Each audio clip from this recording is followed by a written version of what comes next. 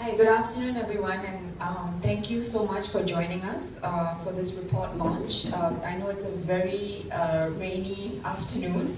In fact, when NEA came up with the forecast for today to Friday, I was like, oh no.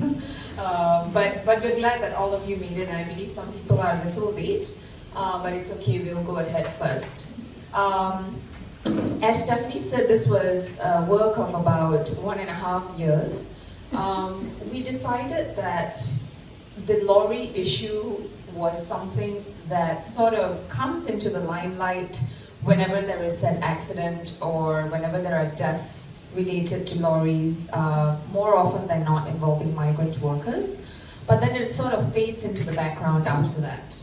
And we wanted to consolidate a history of legislative developments, advocacy efforts, of which there have been many over the years, into one report, sort of to show, really despite a lot of efforts by activists, by parliamentarians, by members of the public over the years, we still have this practice present today. So the other key point we wanted to do with this report was to elevate the voices of migrant workers, and I will talk a little bit about that later. Just some administrative things. The report will be on our website, I believe, very soon, which means the media, you can start reporting on it already. Anything that is said in this event is open to being reported. So if later on for the panelists and for anyone who wants to give comments, please bear that in mind. This is the contents of the presentation. We'll go through the aims and objectives, the methodology. I'll take you through some of the legislative overview key ones, the focus group discussions, as I said, the key arguments and themes, because what we did from our literature review and from the stakeholder interviews that we did was to kind of distill what are the arguments that exist around the lorry transport issue. And then we propose some recommendation based on what we read and what we uncovered from the interviews. This is a site that is not new to any of us, right? I think anyone who is in Singapore, whether you've been a citizen here all your life or you are a visitor, I think this is something that is very noticeable. If you've been here long enough, it's sort of, you get used to it. Whenever we speak to people who are new to Singapore, this is one of the things they point out to us, why are migrant workers being transported on the backs of lorries? So, like I said earlier, what our aims and objectives of the report was to give an analysis of the legislative history and overview. We want to elevate workers' perspectives. So what we did was we actually did focus group discussions with 34 migrant workers to talk about, and these are workers who commute daily on lorries, so we wanted to get firsthand what their experiences are, and we used that information in order to sort of distill the arguments and the themes of lorry transport later.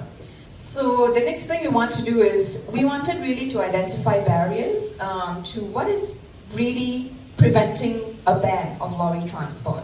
HOME's advocacy position on this issue is that there has to be a ban.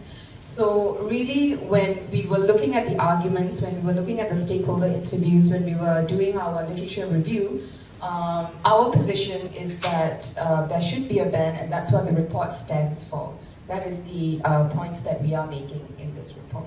This is just focusing on how we sort of did the methodology. We trawled through a lot of Hansard debates, and really kudos to the research volunteers who did all of that.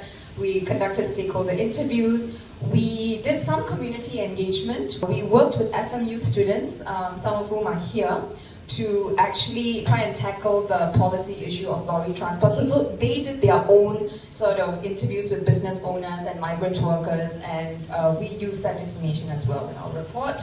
And we also spoke to fellow civil society organizations, because this is not an issue that's only being carried by HOME. There are many, many other civil society organizations that have been advocating for a ban of lorry transport for over the years. And like we mentioned, there was also the focus group discussions. So who are our stakeholder interviews? I won't dwell too much on it because it's all found in the report. We interviewed construction company owners. We also interviewed lorry drivers, because their voices are extremely key in this discussion as well, and I'll come to that in the later part of the presentation. We interviewed bus drivers. We interviewed medical practitioners who had seen workers who have been injured after lorry accidents. And their position on this issue was quite clear, that it is a very unsafe mode of transport. A company representative and an economist. And we did ask some questions to the government, particularly to the Ministry of Transport, for some clarifications on their certain positions. This, I think, is not new to many of us in this room, but how is it that we legally allow people to be transported on the backs of lorries, right? So there is a exception in the Road Traffic Act, which sort of carves out the ability for employers who own lorries to transport their workers on it. So it exists as an exception, so I think that's important to bear in mind. And of course, the Road Traffic Act does not explicitly say, it's only migrant workers who are affected by it. But why are migrant workers disproportionately affected? It's because also FIDA mandates that, employers are to provide transport for the workers, for those who live in dormitories that are covered by FIDA, which is most of it. Most dormitory locations are covered by FIDA, because as long as there are more than 7 people, the legislation covers it. And also because dormitories are situated very far away from the work sites, so then lorry becomes the mode of transport in which migrant workers are transported. So this exception came sometime in 1987. It was seen as a business-friendly move, enabling companies to save costs by transporting workers and equipment all at once, which is something we still see today. It's not new to us. It's not a foreign sight for us to see, heavy-duty equipment and workers traveling together, sometimes in very cramped conditions.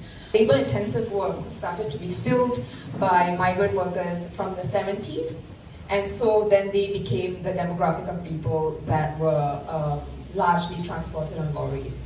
As this was an issue that started to not affect Singaporeans so much, it started to go into the background, and there was less spotlight on it. I'll fast forward to 2009, where after there were several major accidents involving migrant workers on lorries, the issue was again raised in Parliament. LTA issued safety measures. So this was the pattern we sort of saw, right? And this sort of gets repeated over the years.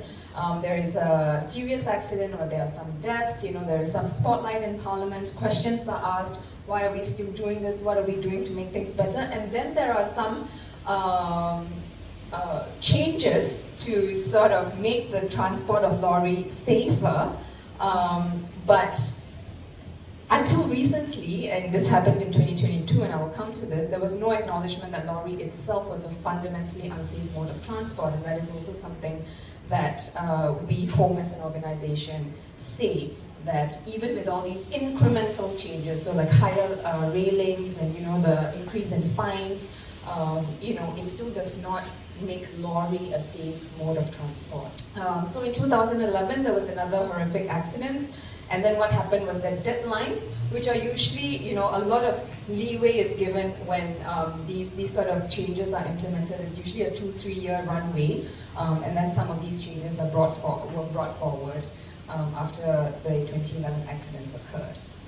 So I'm going to bring us to 10 years later, in 2021, and something significant that happened, of course, was the COVID-19 pandemic a few years before that. And this time, 2 workers died and more than 20 were injured, and this was when I guess the voices of activists and just people who were concerned about this issue was much louder. I think also because of the spotlight that the COVID-19 pandemic had on the well-being of migrant workers.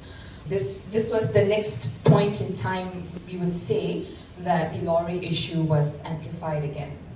Yeah, there was condemnation. HOME spokesperson said it is common sense that traveling in the back of a cargo lorry exposes passengers to greater risk of more severe injury. Given that road safety rules apply to all other road users, the fact that migrant workers are transported like cargo is inhumane and shameful. This was a sentiment that was also repeated by other groups, some of whom are here. And in response, this was when Senior Minister of State for Transport, Amy Kaur, said in Parliament that this would cause acute pain for businesses. So, as the report points out, this sort of argument that lorry transport is expensive.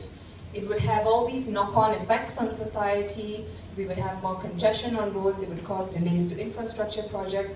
Has been repeated quite frequently over the years, right? So this was one of the things that we sort of distilled, and we will talk about that a little bit more later. So in 2022, again, a series of changes were announced. 30 minutes of rest. If the driver, is also a worker. Workers have told us that this is not enforced at all, like next to nothing. But I'll come to that in a bit. Drivers have to have a designated lorry buddy, so there has to be someone sitting next to him to make sure that he is alert.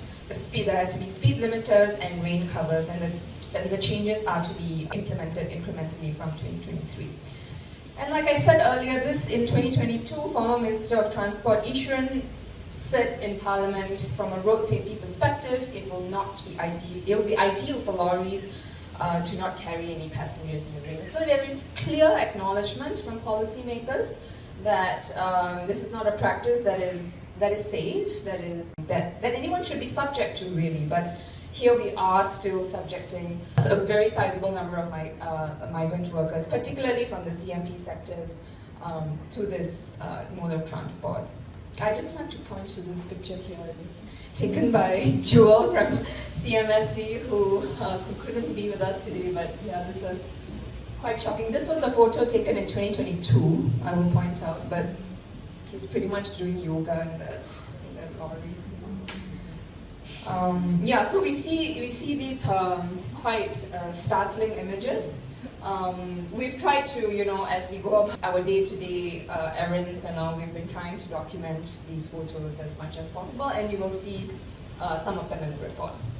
We also want to talk about what people have been doing. So there has been the Migrant Death Map, which is an effort by a very dedicated group of volunteers to document migrant deaths since 2000, including lorry deaths. So they've done an amazing job doing this on their website, and the URL is there, and you can also find it in our report.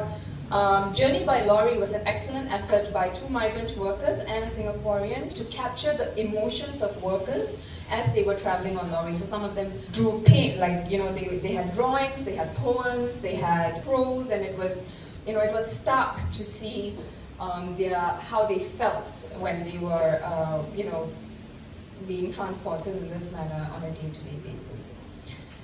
2023, Louis Ng filed an adjournment motion on this issue.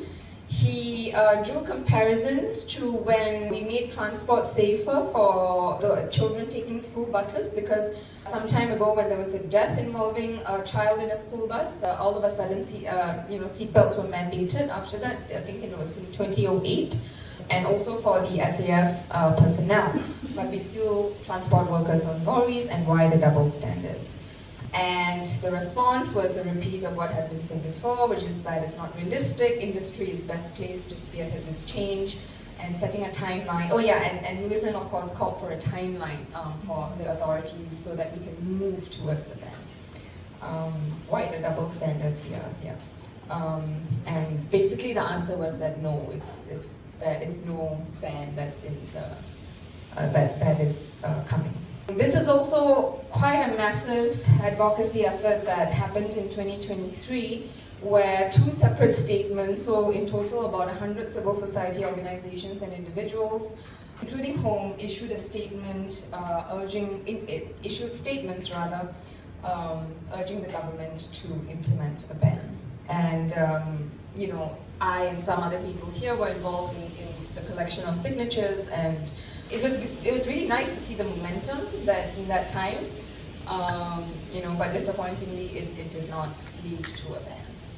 2024, days before International Migrants Day, there was a very, very tragic death of a migrant worker traveling on the back of a lorry, and some groups did issue statements to say that it is high time that this practice is outlawed. And I'm just gonna bring you to 2025, which is this year. So this issue was again raised during the budget debate, and Amy Corr said a balance needs to be struck to protect the lives and livelihoods of workers and look after the well-being of Singaporeans. So that's almost like it's almost like there's an idea of a trade-off, like it's a zero-sum game. That if the workers get safer modes of transport, there'll be these effects of cost, of efficiency, which then affects Singaporeans and other people. The government also said there's a three-pronged approach to this issue. So reduce the need to transport workers, so moving them closer to, so the movement of dormitories closer to work sites is one. Encouraging employers to use alternatives, and I believe the budget statement also referred to certain companies that have already made this change, and making it safer, which means changing the regulations, some of which I've pointed out earlier. Right, so I will just, before I move on to the arguments and themes, I will just talk about the focus group discussions that we carried out. I'll just delve a little deeper into that a little bit. This happened in July of 2024. We interviewed 34 migrant workers, Burmese, Indian, and Bangladesh, and they were recruited from our casework help desk. We had facilitators and note takers who were fluent in the language, so the entire discussion was conducted in their language, which was then transcribed and translated back to English, and then we coded the data. So we themed the data and we coded it so that it was then easier for us to then bring in the data into our analysis. And the questions we asked them revolved around, so we asked first broad questions about worker safety, not just related to lorry, and as to why safety is important for them. Then we sort of narrowed the discussion to their experiences on lorries, and then we expanded the discussion again to ask for recommendations and what they wanted to see changed as regards lorry transport or work transport in general. So yeah, this is basically the flow of how it was conducted. So now I will come to the next big section of the report. What are the key arguments and themes, and how we've sort of shaped it in the report is we have set out the argument, but also provided our own counter-analysis and arguments. The first argument is the one that has been repeated very frequently, which is that it will cost too much for businesses. So, like I said, there's been said that a balance needs to be struck. There'll be knock-on effects, there'll be delays in housing projects, polytechnics and MRT lines, and higher costs all around. Well, what do the migrant workers say? They recognize, in fact, from the focus group discussion, it was very clear that they recognize that lorry is a cost-saving measure, that they are the cost-saving measure, basically.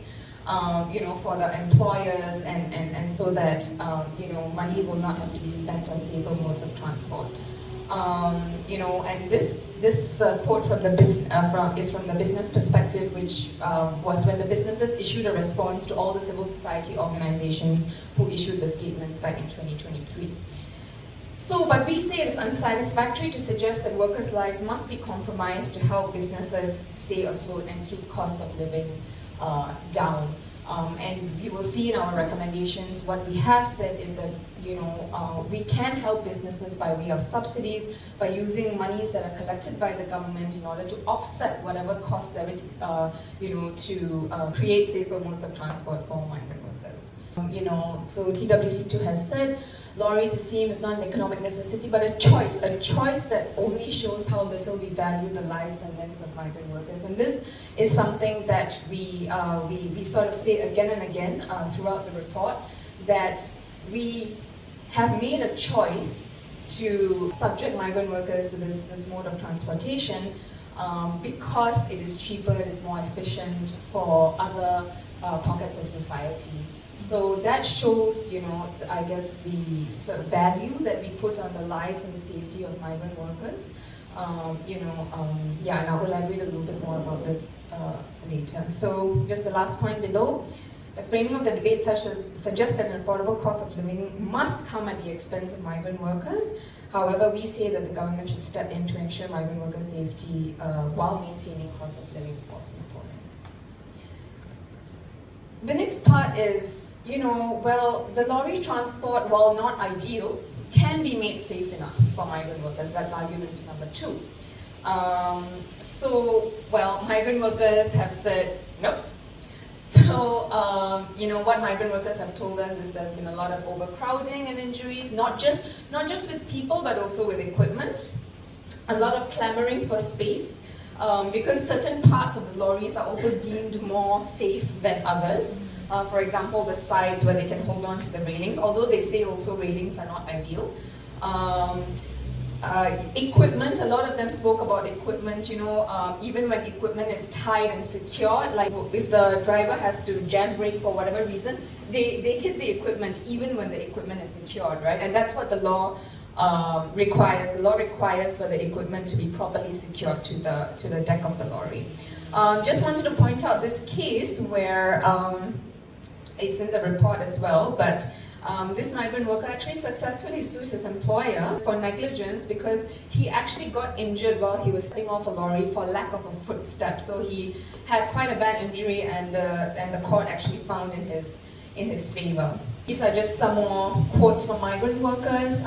One thing that, just on this point, is that migrant workers say that they have to do the enforcement of safety by themselves, right? So no one's really coming to check to see whether lorries are safe enough or whether the regulations under the Road Traffic Act or all the other regulations are really met. So it's really on them to make sure that the mode of transport that they are traveling on is safe enough. So, so they also say it's really tiring because, the way that they are crammed up inside the lorries is also, it affects them physically very much. So this is after a long day of labor, so you can imagine then, by the time they get to their dormitories, they are really quite tired. Like I mentioned, we interviewed 2 medical professionals who have seen workers be injured on the backs of lorries, and they have both said that, the lack of seat belts are the main cause of injuries. And we are not, of course, advocating for seat belts to be put on the backs of lorries. We're advocating for a ban, but they say it's because they are in a mode of transport where they are not secured, where they are not secured to a seat. This quote here, one worker who was sleeping at the back of lorry could not brace himself for the impact of the impending collision with the other vehicle. And what they also saw was, because they were treating workers for injury, they saw how many of them were just left without a livelihood for months after that because they had to issue MCs, and going through the WICA process as well. They were privy to all of that. So they saw firsthand how this mode of transport really adversely affected them for the rest of their lives, basically, especially those who could not work after that. Next argument, number 3, a lorry ban is not necessary if drivers are careful. Now, so we interviewed two drivers, and the workers themselves in the focus group discussion, we were careful to make sure that the workers who were in the focus group discussions were not drivers. So they were all people who were riders, basically. But they also spoke about the experiences of the lorry drivers, and they say lorry drivers, they drive extremely long hours, they're under extreme time crunches, sometimes they double up, so this lorry driver said, as a driver, I also do physically intensive tasks. After the workday is done, I have to drive workers back to the work site again, and as I said earlier, 30 minutes break for drivers is not implemented. No such thing, they have to work constantly, right?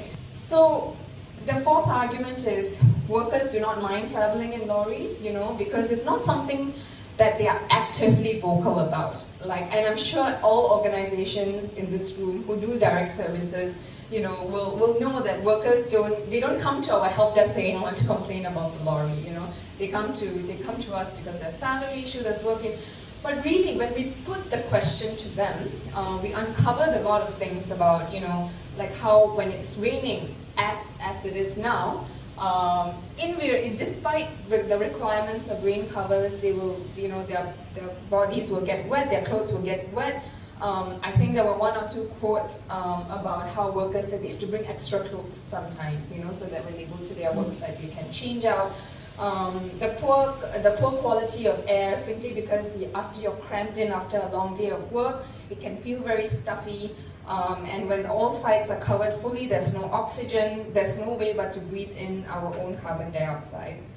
Another quote, knees and ankles hurt a lot, not enough space, never enough space, cannot move our backs and legs.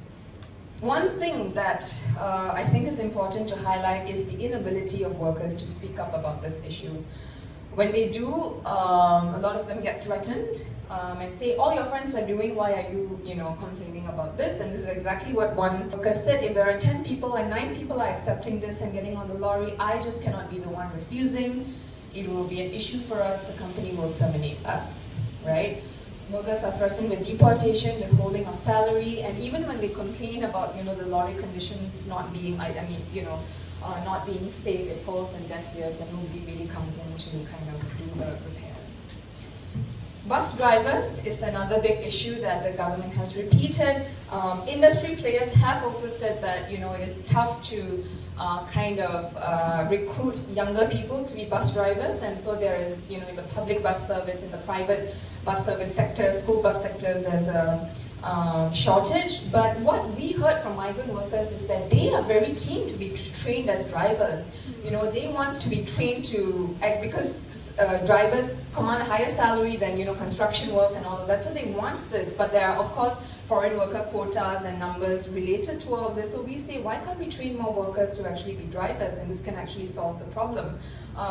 Training subsidies can be provided by the government, right? So this is not an insurmountable issue, really, because I think there is the human supply to kind of fulfill this demand.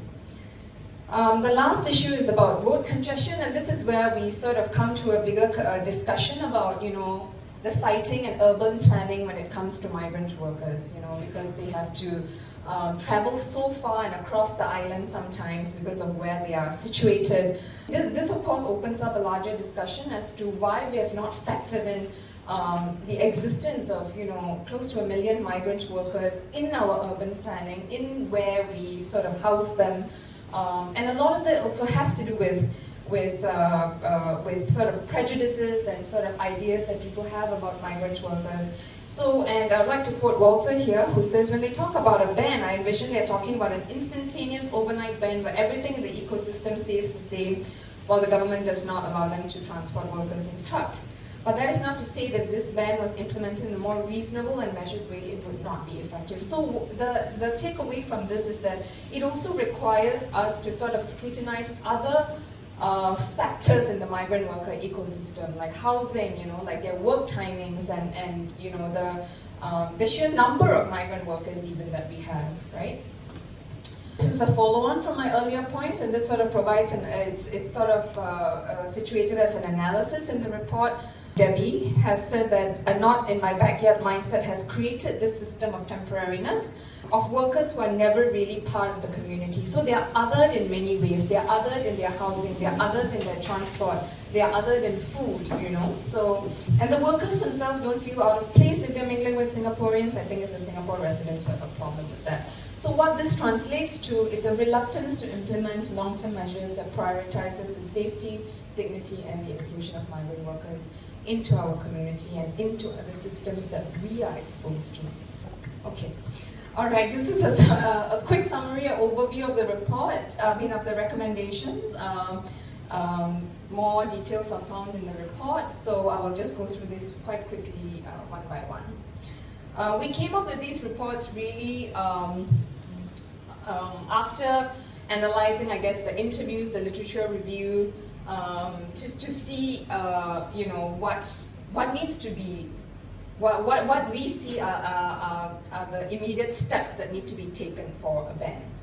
So of course the first thing that we do is announce a ban, right? So remove the exception that allows for the lorry transport to, that allows for lorries to transport workers and employees.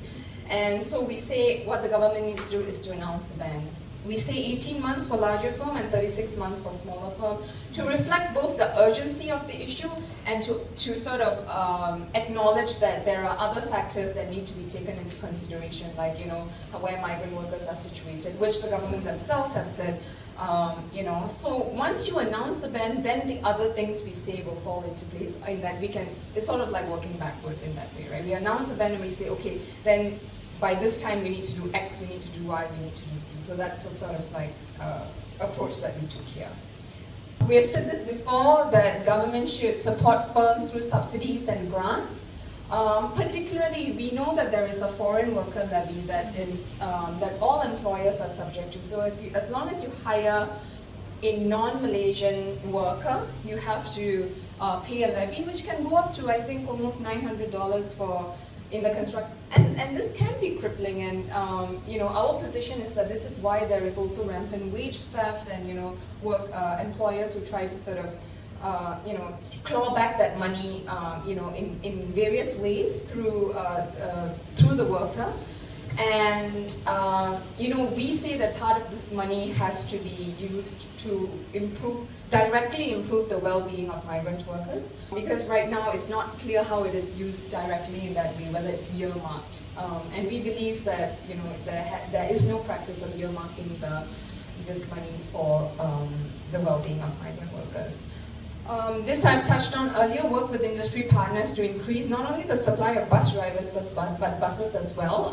One of the recommendations we have is, to use viable buses that have been decommissioned because they've come to the end of their statutory lifeline, but they are still able to be run, to be used, and as long as they're in good condition, they can be used to repurpose as a form of transport for migrant workers. And like we said, we can train migrant workers themselves to be bus drivers with adjustments of quotas and training and all of that. In the meantime, tighten enforcement and monitoring. There was recent news, I think, in response to a parliamentary question about speed limiters, which is to be implemented incrementally until 2026 and 2027. And the number of lorries that have adhered to that rule is a grand total of 50.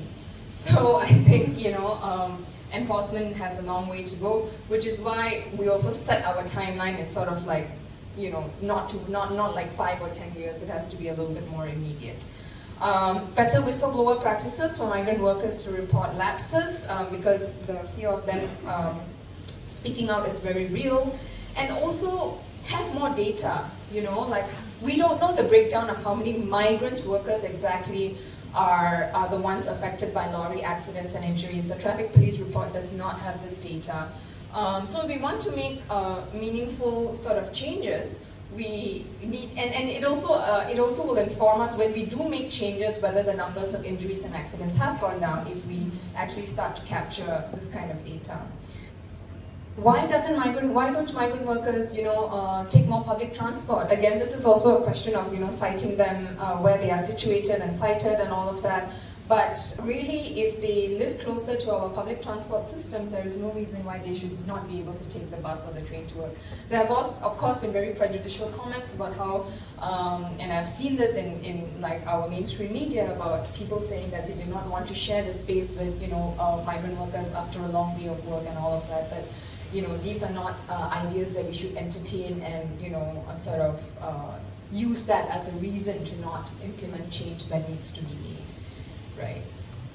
And the last point is generally to improve the urban planning for migrant workers. So migrant workers' transport and housing needs need to be better incorporated into urban planning processes. Citing their housing strategically can reduce transport costs and employers and demand for public transport. And Prime Minister Lawrence Wong himself, before he was Prime Minister, in 2023, said, if the government were to build a dormitory next to your home, please welcome that dormitory with open arms. So have we reached that kind of mindset shift? I do not think so, but this is where policies really need to inform how society thinks about certain issues.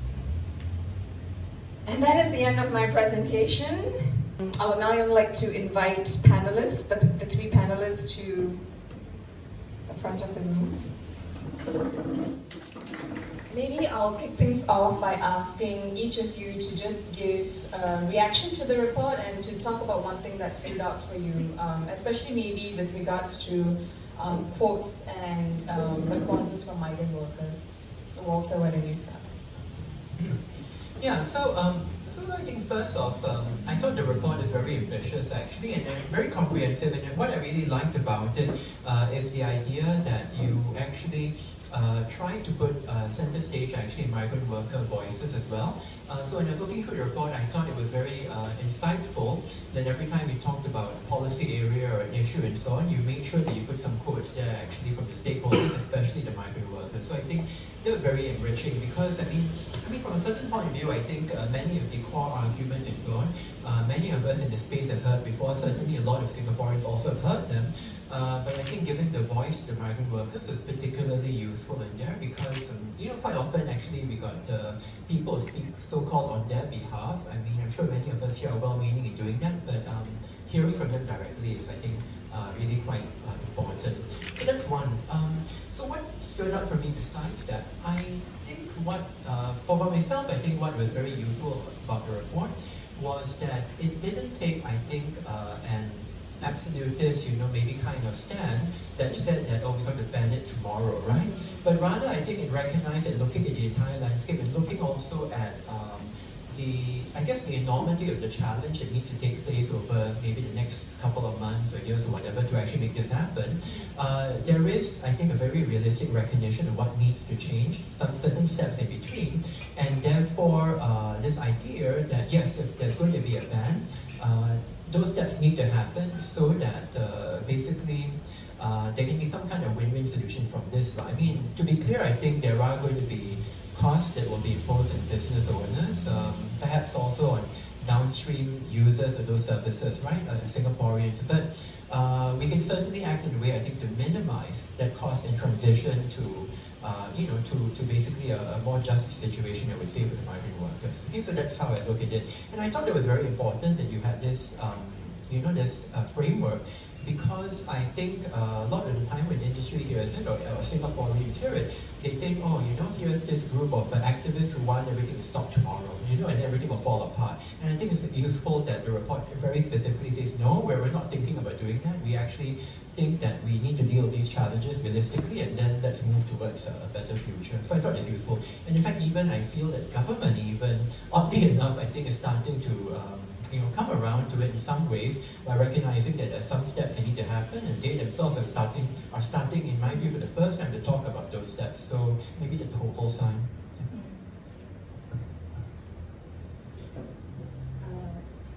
Debbie, maybe you want to go next?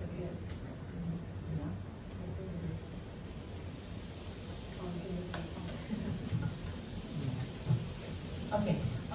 It was a marvelous report, of course, and thank you very much for everyone who contributed to this. When I read this, it was, of course, very good to hear the voices of the migrant workers. There was one thing in particular that stood out to me. One of the workers said that very often I think this was in the report. I'm sorry, okay, thanks. One of the workers said that before they get in the lorry, they often have to load up the equipment in the lorry. Is this work?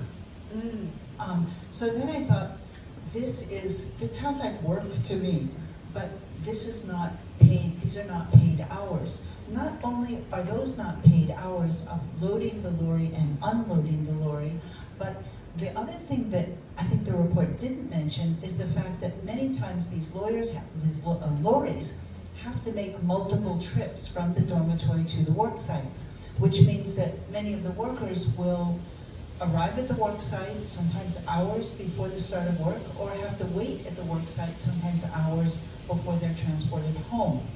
So when workers talk about lorries, they talk about the danger of injuries, but they sometimes fail to mention these extra hours that are taken out of their day. And they would work a full day, very often with overtime hours, often with beyond the legal amount of overtime hours, and then with the addition of hours waiting at the work site after they've been delivered or while waiting to go home. These hours are really important for one's health, well-being, in order to rest, in order to wash, in order to catch up with relatives, all the other things. So that was something that was not mentioned in the report. And there was another thing that I wondered about when I read this report was how many of the workers, now among the CMP workers, it's about 428,000, so let's say close to 500,000. How many of those workers are transported by lorries? We really don't know, do we? Because a lot of the workers do live at the work site. And it seems that most of those workers who stay at the work site are happy to do so because they can sleep later and they can rest earlier.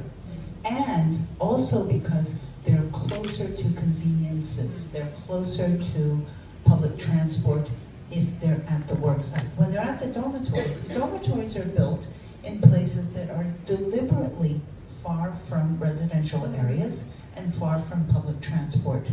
So how many of them are transported by lorries? And those people who have to be transported, not all go by lorries, some do go by buses. Have you noticed that it seems to be mostly South Asian workers who are transported by lorries? What about the Chinese workers? How do they get to work? Buses? It could be. So then I was thinking, what about those companies that rely on lorries rather than buses? Are they smaller companies? Do they happen to employ a smaller number of workers? Maybe they do. And are those smaller companies more likely to pay lower salaries? More likely to short pay their workers? So at TWC2, we now, those who come with salary complaints have exceeded those who come for work injury claims. And it's partly because we do a better job of it now than we used to. So we're encouraging more people to speak up for their non-salary payments, not because more people are short paid their salary, but because they have more encouragement to speak up about that. So we notice that among these people who are short paid their salaries, it looks like they are smaller companies. I wonder if there's any correlation between companies that either pay very low salaries or short pay their workers and those that rely on lorries to get their workers. If so, that might be an interesting thing to look at, and why the South Asians are the ones who are most affected by this. So it's just another way of looking at it. And I also feel that when I deal with a worker who has various complaints about the company, I'm always thinking, why should that company be allowed to continue hiring workers? There should be, we always push for some kind of penalty or consequences that the company should be affected by if they're not paying their workers, or of course if there are a certain number of injuries. So, you know, that kind of thing. When we move towards a ban, of course we're looking at something that will be gradual, but I think that it could affect maybe some of these errant companies before some of the larger companies.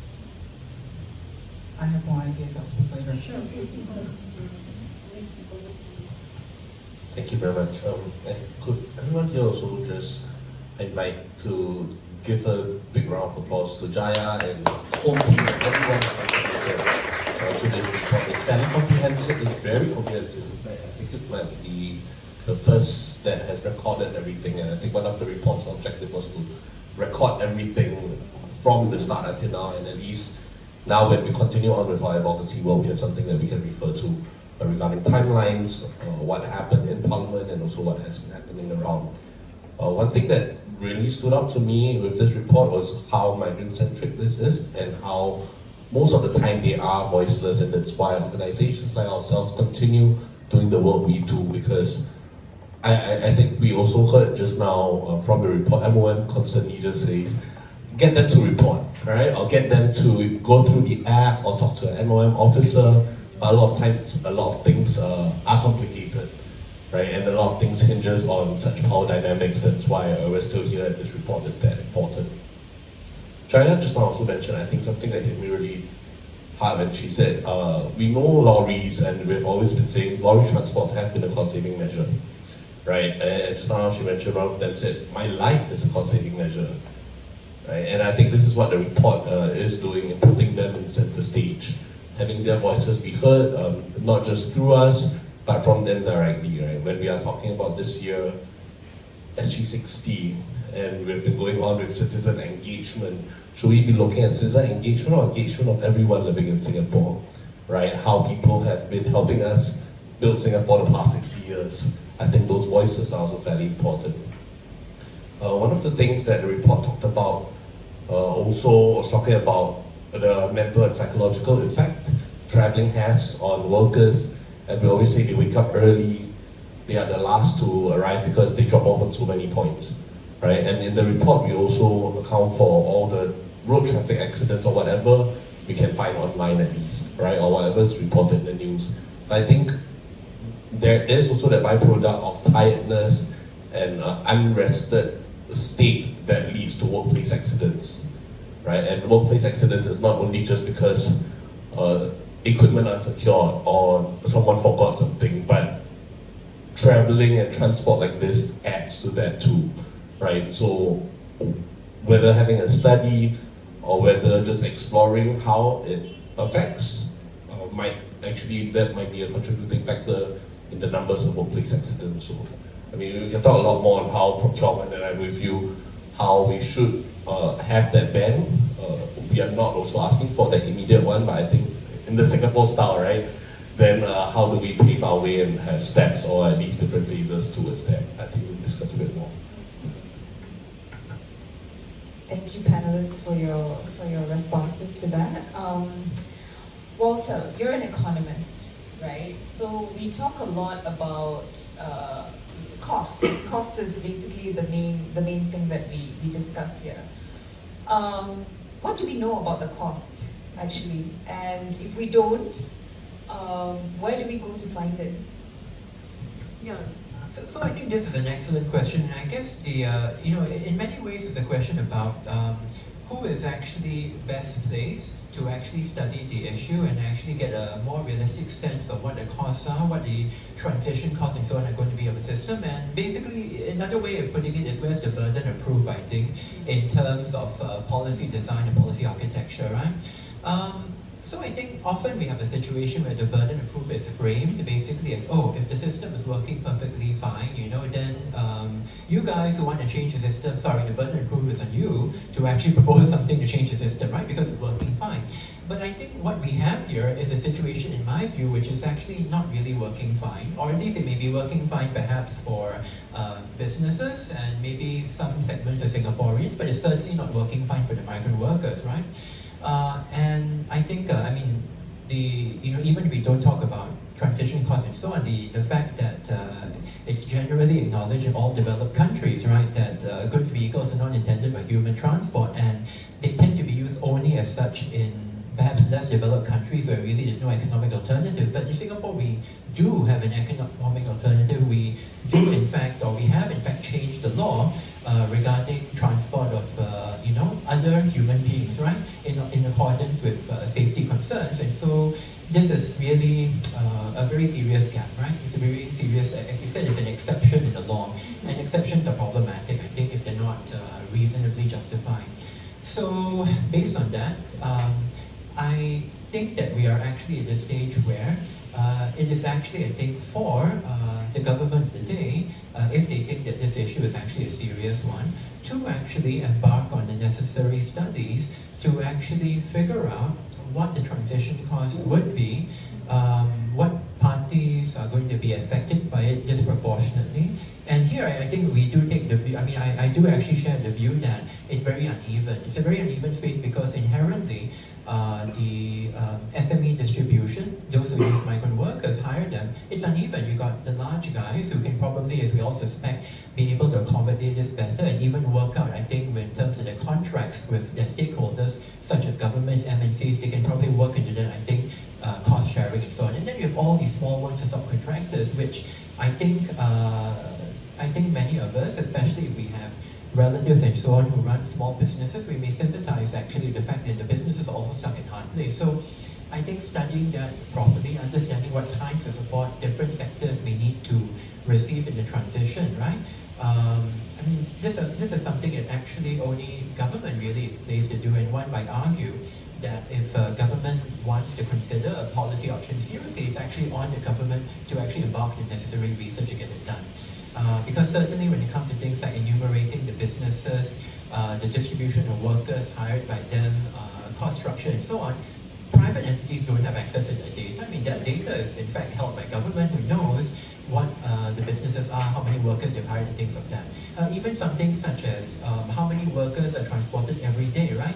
I'm sorry, this is not something that is feasible for any private entity to actually research. It is something that is on a routine basis. The government collects data on through, for example, travel surveys and so on, which I have to say here, it's not clear to me based on what I understand that these travel surveys currently encompass migrant workers, but perhaps they should, because it seems like an omission, right? That it's such a large group of people moving around Singapore, and we may not understand that very well.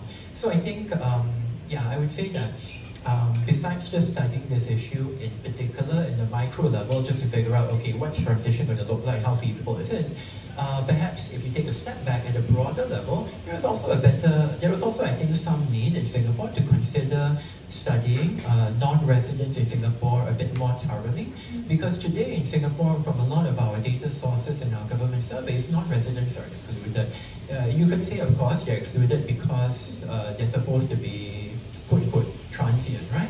But I think we know that our non-resident workers are not transient in the sense of like tourists. I would agree, of course, you don't study tourists necessarily, but I mean, all these people are here for many times years, decades, and then we should be studying something more about them so that policies that affect their lives and so on would have perhaps, more data and more evidence to be relied on. I think that would be very useful. Okay, so just in general, that's my view on this.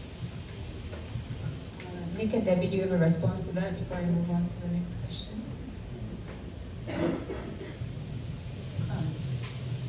Yeah, I think, when you talk about having data about how people move around, we think about our EasyLink cards, and especially, as an older person, I have the old bogey one. They know exactly where I go all the time. But if there were, say, some subsidies for workers for them to be identified through their EasyLink cards, then we would know their travel patterns as well. But that's exactly it. We don't know. We don't know how many lorries there are that are registered, that are used to transport humans. And the other thing that I wanted to mention about this is, you're talking now about transporting workers to and from work, but these lorries also do double duty at night. So the workers often come, because I know Little India better, there are, I don't know, 100, maybe more lorries every evening, much more on Sundays, who collect workers from that area and take them to their dormitories. So let me just add another thing here. The lorry ride from the dormitory to work, if there's an accident, it's covered by WICA. So that's some consolation to the rider. But if the lorry is taking the workers at home from some place that they've gone to socialize, taking them back to their dorm, and there's an accident, it's not covered by WICA. So he would have a much harder time accessing medical treatment in that case. So I also feel that since it's covered by WICA, as all work accidents are, it's still not paid. It's still not paid time that he's riding in the lorry during that time. Yeah.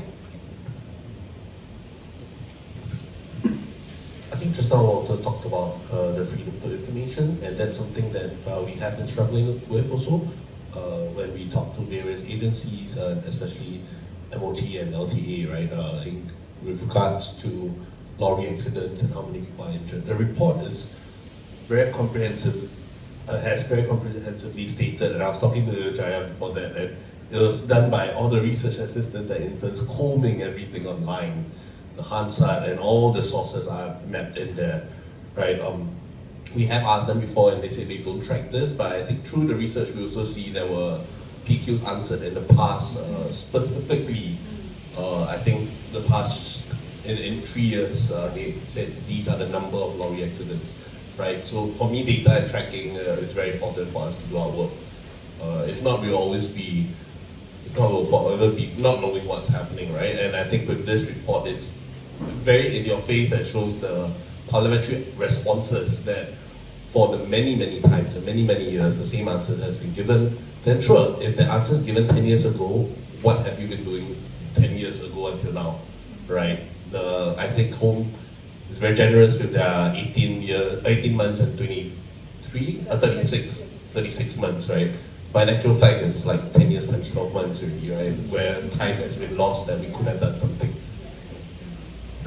I think Louisa once said 14 years ago, Halima Yacob in Parliament was standing here saying the same thing, and here I am now saying the same thing. I think that goes to show. You spoke about the system of temporariness when it comes to migrant workers. And you've been in the migrant worker space for quite a long time now. How do you see the lorry issue as symptomatic or similar to other issues, with regards to migrant workers? And I say this specifically because you've mentioned how certain changes were made right after the Little India riots and all of that. So, can you draw the links for us with regards to that a little bit? So what I said about the Little India riots, many of you were here at that time too. So this was such a shock to Singapore that there should be this so-called riot where one Indian man was killed. And the result of that was a very quick building of this bus terminal, which was right near Little India MRT. And the buses came and the men would follow those snaky lines to board the bus that took them directly to their dormitories. It was a very useful system, and it really cleaned up a lot of these small lorries that were previously, finding their way, and resulted in the death of this one man. So they did respond very quickly to that, and those buses don't come there in great numbers these days on Sunday nights, and I'm not sure why. That bus area is largely unused. And so there was a system of taking large numbers. So in Little India, I think in the evenings it would be, 120,000 to 150,000 workers on a Sunday evening that need to be transported. Many of them would use the MRT, but many of them would also use those buses. So those buses were arranged in order to take them someplace they needed to go at a very small, reasonable fee. So something, at these large construction sites, it's pretty much the same. The dormitories, the large dormitories in particular, house over 10,000 workers, and the large construction sites, I don't know how many people are working at those, but if you have a dormitory with that many people, it would only make sense to have large buses transferring workers rather than the small lorries. So again, a ban is what we're aiming for, but a gradual ban and a reduction. There are various means that could be used to cause a reduction in the number of people using lorries. And again, the lorries are necessary for equipment as well. And so I think that there would be a lot less of an outcry if those lorries were used much less for the transportation of workers, but still sometimes, had to be relied upon. But again, that temporariness is, as you said, nobody comes to us and complains about the lorries. They come and they complain about things, about their pocketbook, about money, and pay slips, about pay slips when they don't have them, but I just mean, if workers were told you could do something that's slightly more dangerous, but you will get an increase in your salary, they would definitely go for it. So if they were told, you can ride this vehicle, but don't use your seatbelt for a raise in salary, they would do it. Don't use your helmet, they would do it. They would do anything that might increase their risk, but increase their salary. So what we worry about, those of us who have contact with migrant workers, is that any changes that increase their safety will also impact their salary, the kind of money that the employers may use to claw back something from the workers. And we do see that a lot. We see the clawback just, I think, in order to keep many of these small companies afloat, is clawback from the workers. And we see workers who, year upon year, are still in debt. So it becomes almost a normal situation for them to be working to serve their debt rather than working to enrich their family. Thanks for that, Debbie. My timekeeper tells me I'm out of time, but I have to give one question to Nick. Nick, so, you know, what we saw in our analysis also was that much of the regulations that were put in place to, you know, to try and improve the safety was very individual targeted, like 30 minutes rest, lorry buddy. But we see it as a systemic issue. It's like a, you know, so we want to know, do you agree with that framing? You know, we are really trying to target individual behaviors for addressing quite a systemic, large issue.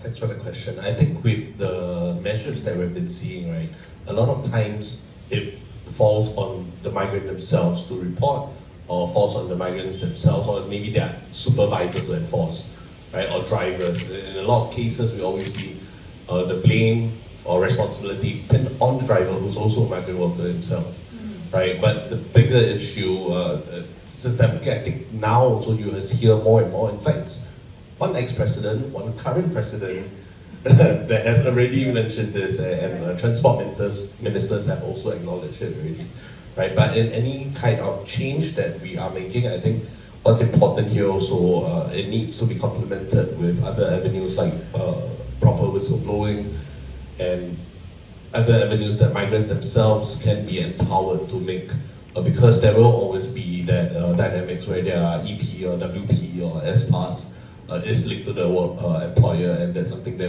they will not dare to sound out to, sometimes even to us, right? Because, like you said, they don't come for transport issue. The bigger ones are salary, right? So, just now I think when you said that, just now when you said that, oh yeah, they salary issues are the big things that you see. Also, you mentioned the bus station at Race Course Road, right? So we are also seeing that as a government-led initiative, right? And I think if there's a will, that was built up very quickly, and that was activated very quickly, right? And we can see if there's will, it can be done very quickly, within less than 18 months. Any final thoughts before I open it up for Q&A, Walter? Yeah, so maybe I just wanted to circle back to this whole evidence burden of proof thing just very briefly, because I think personally what I think is a bit challenging in the current debate is that on the one side we would say, okay, maybe there ought to be a ban, it ought to happen within a certain time frame, and these are the reasons why we think it would not be completely unreasonable for businesses and society. But then if you hear back, you know, the argument being, well, actually it would be completely unreasonable for businesses, the issue is, you know, the side who wants the ban doesn't have that much data on the cost structure, but the government also doesn't appear to cite a lot of data on cost structure either when refuting that. And I think this is very problematic, because I think it's one thing to say that the government judges on behalf of Singaporeans, right, that we can't do this because it judges that the cost to businesses and Singaporeans ultimately is unacceptable. But it's another thing to say that without actually being able to provide necessarily a lot of the detailed thinking that goes into it. And I would like at least for that thinking to come out, because honestly I don't know what the end choice or result would be of this debate, right? But to not know that it was, you know, founded on pretty solid evidence, data, and so on, that's, I think, very frustrating. I think that's the issue right now. So I think, you know, even if the government were to say that it's just infeasible in their judgment, it would be better if it was actually backed up, I think, by a study. That's what I would say. Okay, Q&A, yes. Before that, just... You can describe this one. Yeah, so my name is Jack Sim. I founded the World Toilet Organization. So what I felt is that I want 2 points. First, when you say all the small company will go bankrupt, I don't think it's true. It's not possible. Because they will just pass the cost to the tender price, right? So they won't go bankrupt. It will just basically increase the cost of operation, which might marginally increase the construction costs. Then if we think about who will pay for it, it will be the buyer of the properties, right? And the buyer of the properties are paying mostly for land costs. And the cost of employer are paying mostly for levies. So the cheapest place to drop the property price is to drop the levy and cancel no more levies, and then houses will be very cheap.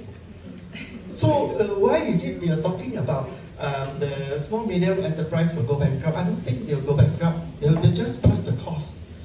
So if you ask, you're already giving a restricted number of quota for construction worker.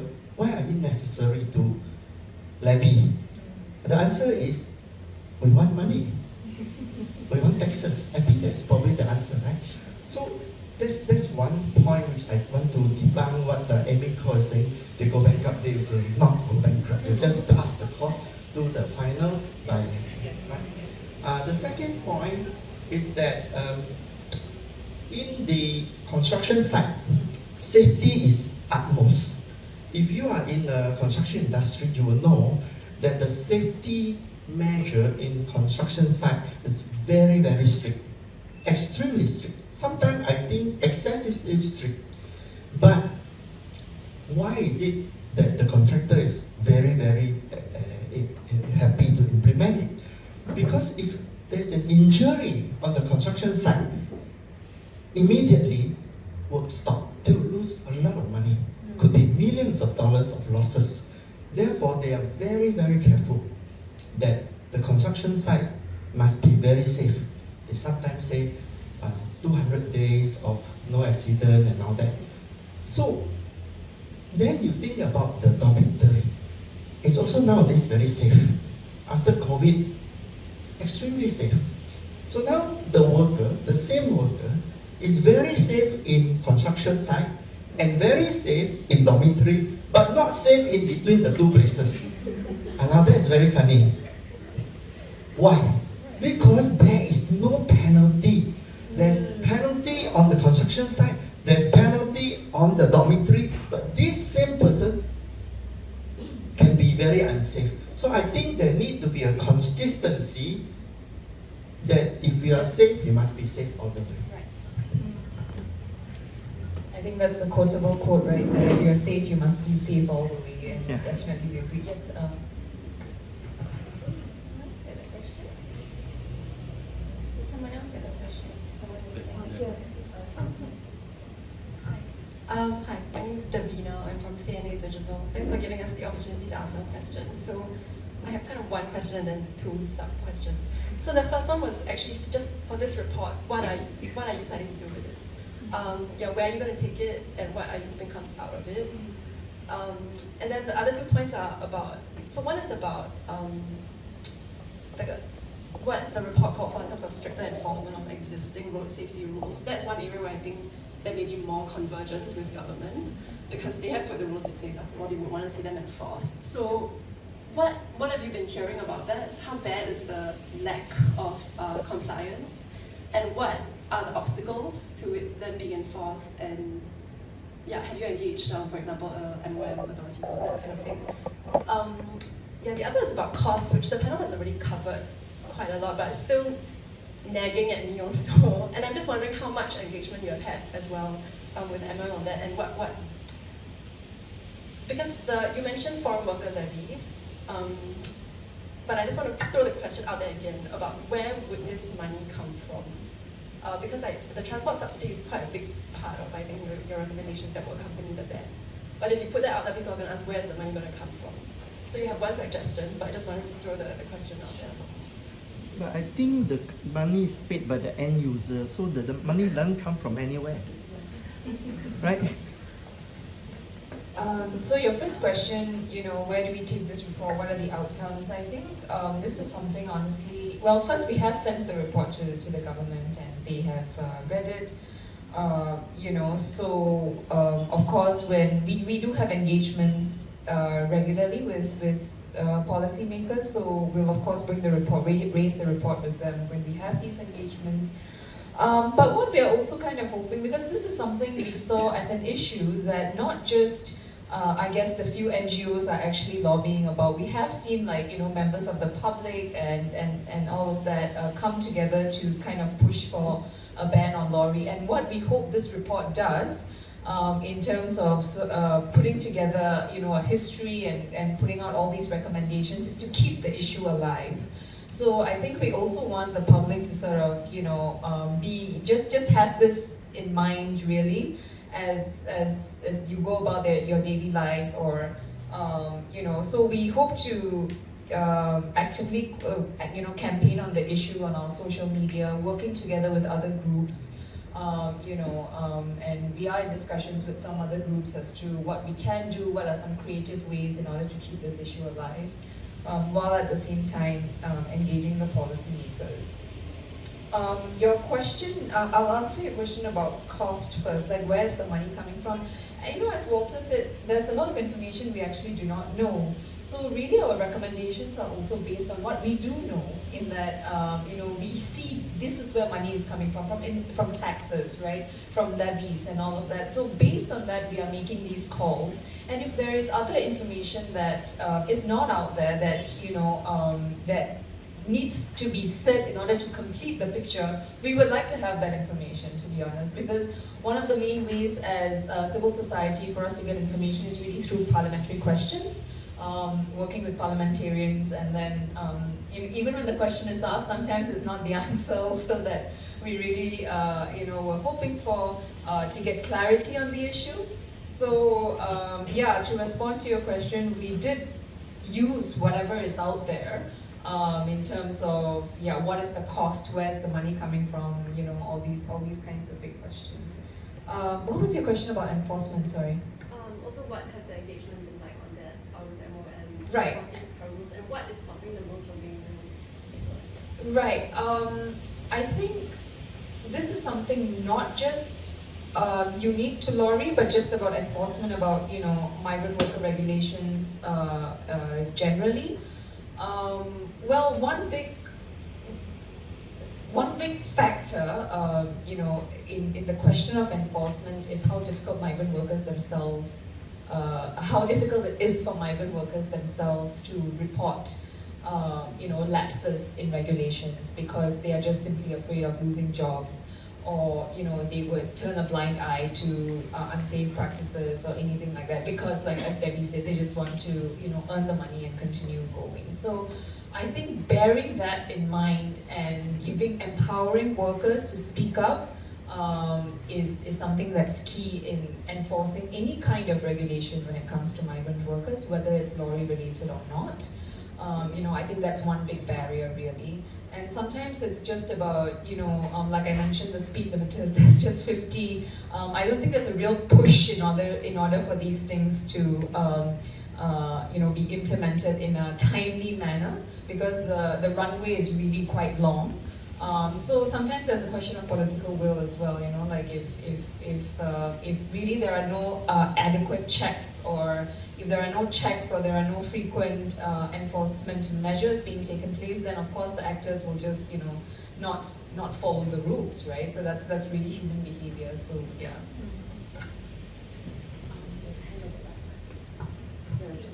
Before I hand over the mic, sorry, I have it now. So I just wanted to respond to the levy issue. So the last time we got a clear figure was in 2012 by Tan Thuan Jin, who was then Manpower Minister.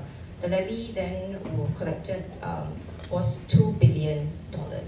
That was in 2011. Our migrant worker population has increased. We have 1.138 million work permit holders. So if you consider how much levy every month is paid, then that would be billions and billions of dollars. And I also hope that all the journalists in the room will be going out to ask all these incisive questions of all the ministries, so that we can get the data, because they have it and they should share it with us. So yeah, please help us find out right now how much they are earning in foreign worker levies, because it goes into a consolidated fund that is not earmarked in any way to benefit migrant worker welfare. Okay, now I'll hand over the mic.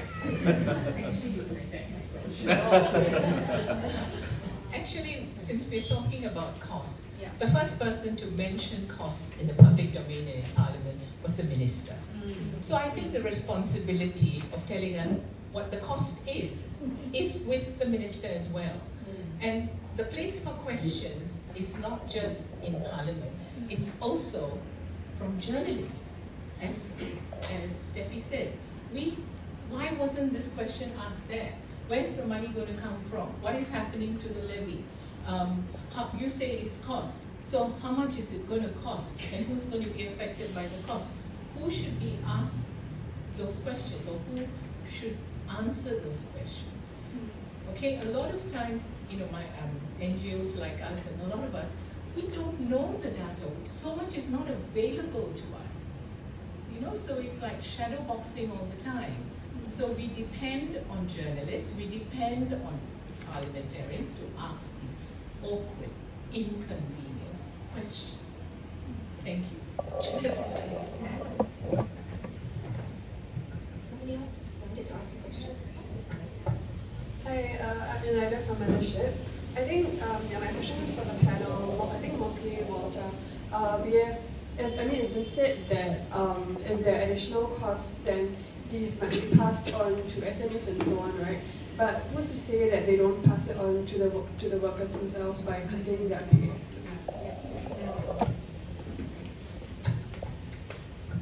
Yeah, so I think that's a very valid question. I mean, I think from the viewpoint of economics, I think you're absolutely right. When there's a regulatory change that affects the cost structure in the industry, we will normally say that there's going to be a certain amount of sharing between businesses, consumers, as well as other stakeholders, which includes workers as well. So I think you're right about that.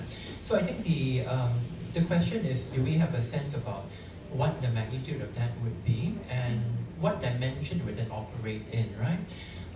So I think these are very hard questions to answer, but I will say, looking at the current migrant worker landscape, and not just Singapore, but globally as well, right, is that when you look at what changes the government has been making recently, and you also look at what's happening globally, actually there is increasing competition for migrant workers, including the kind of migrant workers which we used to think were like widely available and and so on, like desperate to get a job outside their home country. Actually, competition is going up for that. That is why, for example, we recently started adding more non-traditional source countries. Why would we do that unless we recognize that the competition is going up? We can't get the availability of workers we want from the countries we already have connections with so easily, right? You look at Thailand, yeah? So people think that Thailand isn't in this problem, but they are. They're in exactly the same problem as us. They have an aging society. They rely very heavily on lots of migrant workers from Myanmar and surrounding ASEAN countries. China, same problem. Korea, South Korea, Japan, opening up to migrant workers, which they have not done previously, but they're forced to now.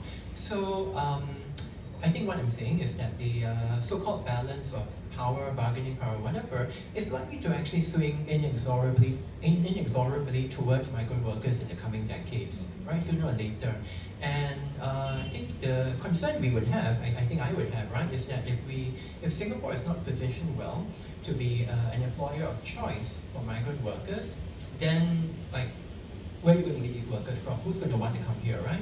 And especially if people look at the standards we offer and they conclude, oh, your standards are not as good as some other place. I mean, maybe we'll still be ahead of some other countries, but for example, just talking about this migrant worker rights issue, I hear a discussion that, in South Korea, basically the intention seems to be to offer the migrant workers the same labor protections that South Korean workers get, which is, in other words, not a two-tier system, yeah?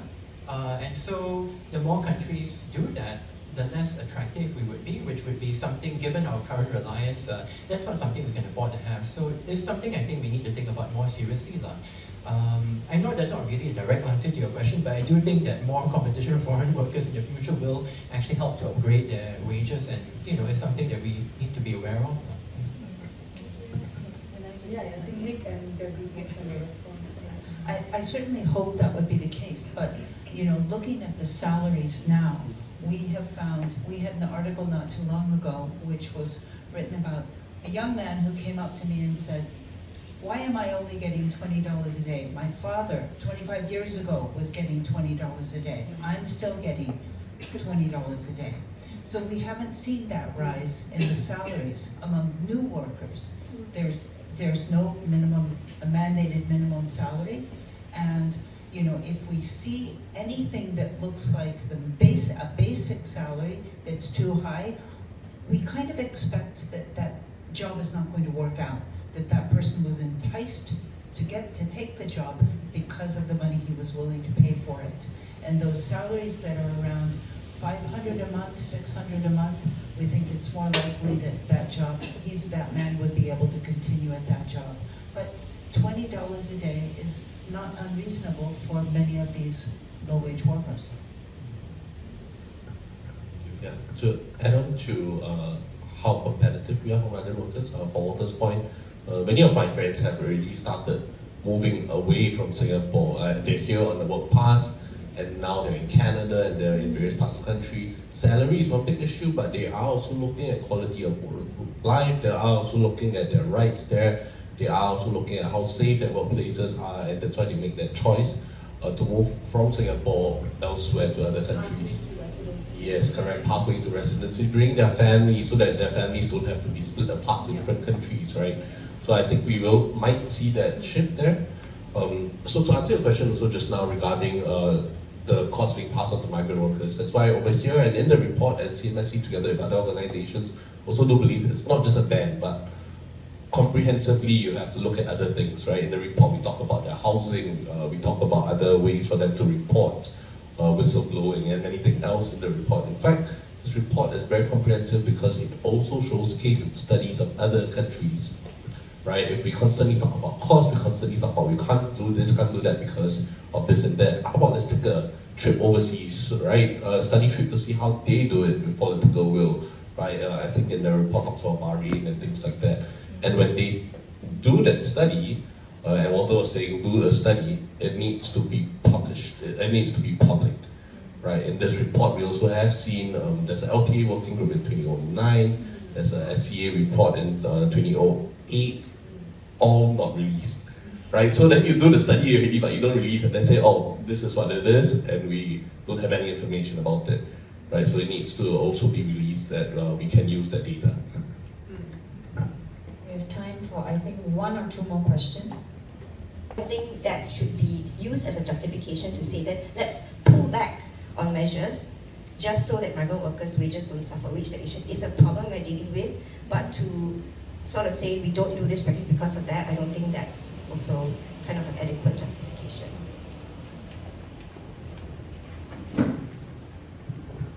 Hi there, I'm Bing Hong from Reuters. Thank you for taking my question. I have two questions actually. The first one is that you mentioned just now the case of the foreign worker that sued, his employers, and he succeeded in that. Have you heard about any other cases, like that, where there are actually more and more people bringing legal means to sort of get their rights back in a sense, and maybe them succeeding? Second question is, you just now mentioned that there were points of information that you would like to have, across the board. Could you maybe just off the top of your head, like the main points the main pieces of information that you really, really want or would love to have at this point in time? Thank you.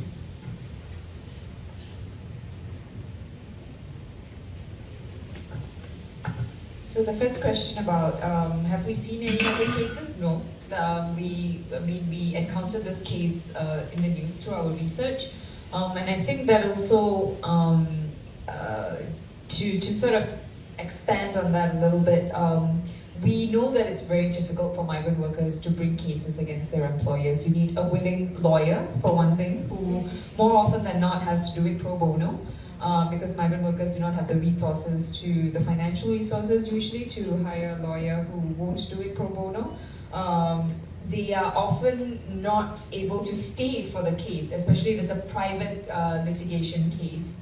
So there's a lot of factors that need to come into play. Often they have to be supported by an NGO. It's unclear whether this worker in particular was supported by an NGO, but it wasn't clear from the publicly available information. But it's only people who encounter, organizations like HOME, TWC2, CMSC, who may even think about bringing such cases against their employers, right? So. So the simple answer to that question is no, we've not encountered other cases in this realm, at least for transport.